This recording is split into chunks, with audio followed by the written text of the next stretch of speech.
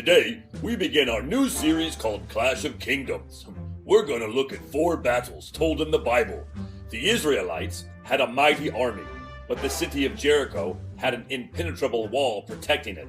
Then God stepped in and brought the walls tumbling down. It's a crazy battle story. You don't want to miss it. Speaking of missing, I gotta go look for my sword. Well, I don't know where's that. See you later. Well, hello there, everybody. My name's Azuma, and I wanted to welcome you to today's service. Today, we're talking about the Battle of Jericho. God works in crazy ways that don't make sense to us sometimes, as you're going to hear about today. But when we obey God, He can bring down the obstacles that stand in our way. Okay, I'll catch you later, everybody. Bye. Hello there! Are you someone who's looking to build but not sure of your first step? Out with the old and in with the new? Here at Joshua & Company, we specialize in the demolition of, well, anything. You got an old barn, house, or even a castle wall? We have just the right tool for that. 7 priests with 7 trumpets. And within 7 days, we will have your structure in trouble. Not make sense? Us either. But God works in mysterious ways sometimes.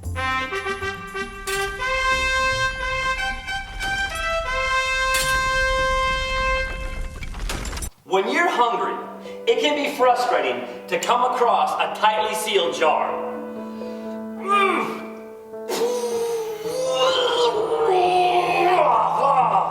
The answer to your hunger is right there on the other side of that glass and metal, but you just can't get it open. Fortunately, there's usually an adult around that can help you out. And if that adult has trouble, then there's little tricks you can use, like you run hot water over the lid, or you use a towel, or like this rubber gripper thing to grab tightly onto that lid. One way or another, there's a way, and you will get that jar open. Sometimes we come across obstacles in our own lives that are like this jar. There's no way around them, there's no way through them, and it seems as though we've come to a dead end. Fortunately though, we have an answer. We have God, and we know that God works all things out for good, and He engineers the tough times in our lives so that He will be glorified. So when you come across an obstacle, don't despair, be thankful, because the Lord is going to use that obstacle to show you and the world that He is indeed Lord of all. Don't be discouraged by the obstacles, give them to the Lord, and He will help you. We're going to play a game similar to a rock, paper, scissors. You and I are going to battle it out to see who the ultimate warrior is. Ultimate warrior! Try this out with your friends too. In this game, you can pick one of 3 weapons. The sword, The shield, and the fist. and fist. The sword loses to the shield, but beats the fist. The shield beats the sword, but loses to the fist. And the fist loses to the sword, but beats the shield. Alright, here we go. On the count of 3, you'll pick your weapon. Ready? 3, 2, 1, go. Alright, I choose fist. So if you were the sword, you beat me. But if you were the shield, I beat you. Let's try another one. Ready? 3, 2, 1, go. Alright, I was a shield. So if you were the sword, I beat you. But if you were the fist, you beat me. Alright, let's do another one. Ready? 3, 2, 1, go. I was the fist again. So that means, if you were the sword, I lost. But, if you were the shield, I won. Alright, let's do it again. Here we go. 3, 2, 1, go. I was the sword. So if you were the shield, you would have beat me. But if you were the fist, I won. Alright, let's do it another time. Ready? 3, 2, 1, go. I was the sword again. That means if you were the shield, you won.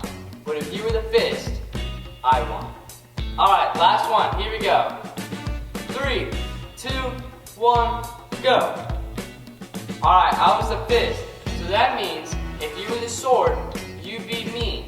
But if you were the shield, I beat you. Who won more battles? Who was the ultimate warrior? Ultimate Warrior! I love my cereal, my cereal.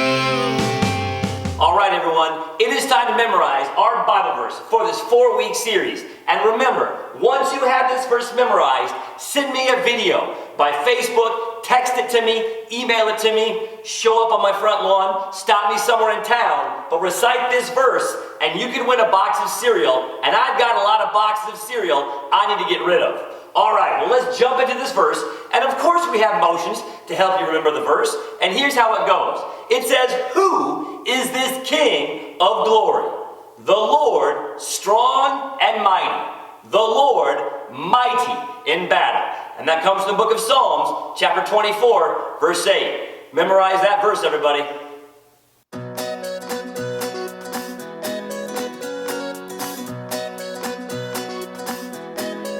You know my worries, you know my cares. As I look to you, yeah, this is true, those worries disappear. Every good and perfect gift comes from above, and you supply my every need. Your thoughts on me are love. You're my provider, Jehovah Jireh, and you will cover every need. You're my provider, Jehovah Jireh, and I know you care about me. You know my worries, you know my cares. As I look to you, yeah, this is true, those worries disappear. Every good and perfect gift comes from above, and you supply my every need. Your thoughts on me are love. You're my provider, Jehovah Jireh, and you will cover every need. You're my provider, Jehovah Jireh, and I know you care about me. You care about me. All right, now bring it down. You're my provider, Jehovah Jireh, and you will cover every need. Bring it up. You're my provider, Jehovah Jireh, and I know you care about me. Na na na na, na na na na. I know you care about me. You care about me. Na na na na, na na na na. I know you care about me. If you play games on a phone or on a tablet, you might have played Clash of Clans. And even if you haven't, you might have seen the commercials. Clash of Clans isn't your typical war game. It's a game of building and strategizing and planning. In Clash of Clans, you slowly build your kingdom, and you build an army, and then you gather gold and resources, and you set up defenses. You create a camp that can't be attacked while you're out attacking other camps. It's frustrating, it's challenging, but yes, it's a lot of fun. Clash of Clans really gets challenging though, because it tends to put obstacles in your way. You can't expand your camp because there's rocks in the way. You can't get to the enemy because he has walls in your way. Over and over, the game challenges you to meet and overcome obstacles by growing your resources and your army. Or if you're impatient, by spending more money in the App Store. And it can get pretty frustrating when those obstacles pop up in the game. It's frustrating because we can't go on to the next level. But it's also frustrating because it's too much like real life. We constantly run up against obstacles that would keep us from achieving our goals or fulfilling the plans that God has for us. Thankfully, we can overcome these obstacles without the use of gold or diamonds or money spent in the App Store. We have a God who specializes in overcoming obstacles, and He's been at it a long time. See, in the book of Joshua, God's children, the Israelites, are ready to claim the land that God made for them, that God promised them. But standing in their way is a giant obstacle. The city of Jericho, with its impenetrable wall. No army had ever been able to break through that wall. But with God's help, the Israelites made the walls of Jericho tumble to the ground. Check out this amazing story in the book of Joshua, chapter 5, verse 13 to chapter 6, verse 20. The gates of Jericho were shut tight and guarded closely because of the Israelites. No one went out, no one came in. Then the Lord said to Joshua, I have handed Jericho over to you. I have also handed over to you its kings and its fighting men. March around the city once with all your fighting men. In fact, do it for 6 days. Have 7 priests get trumpets made out of ram's horns. They must carry them in front of the ark. On the 7th day, march around the city 7 times. Tell the priests to blow the trumpets as you march. You will hear them blow a long blast on the trumpets. When you do, tell the whole army to give a loud shout. The wall of the city will fall down. Then the whole army will march up to the city. Everyone will go straight in. So Joshua, the son of Nun, called for priests. He said to them, Go and get the ark of the covenant of the Lord. I want 7 of you to carry trumpets in front of it. He gave an order to the army. He said, Move out, march around the city. Some of the fighting men must march in front of the ark of the Lord. Then Joshua had spoken to the men. The 7 priests went forward. They were carrying the 7 trumpets as they marched in front of the ark of the Lord. They were blowing the trumpets. The ark of the Lord's covenant was carried behind the priests. Some of the fighting men marched ahead of the priests who were blowing the trumpets. The others followed behind the ark and guarded all of the priests. That whole time the priests were blowing the trumpets. But Joshua gave an order to the army. He said, Don't give a war cry. Don't raise your voices. Don't say a word until the day I tell you to shout. Then shout. So he had the ark of the Lord carried around the city once. Then the army returned to camp. They spent the night there. Joshua got up early the next morning. The priests went and got the ark of the Lord. The 7 priests carrying the 7 trumpets started out. They marched in front of the ark of the Lord.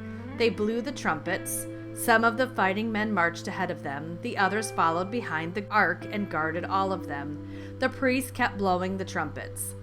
On the 2nd day, they marched around the city once. Then the army returned to the camp. They did all those things for 6 days. On the 7th day, they got up at sunrise. They marched around the city just as they had done before. But on that day, they went around it 7 times. On the 7th time around, the priests blew a long blast on the trumpets.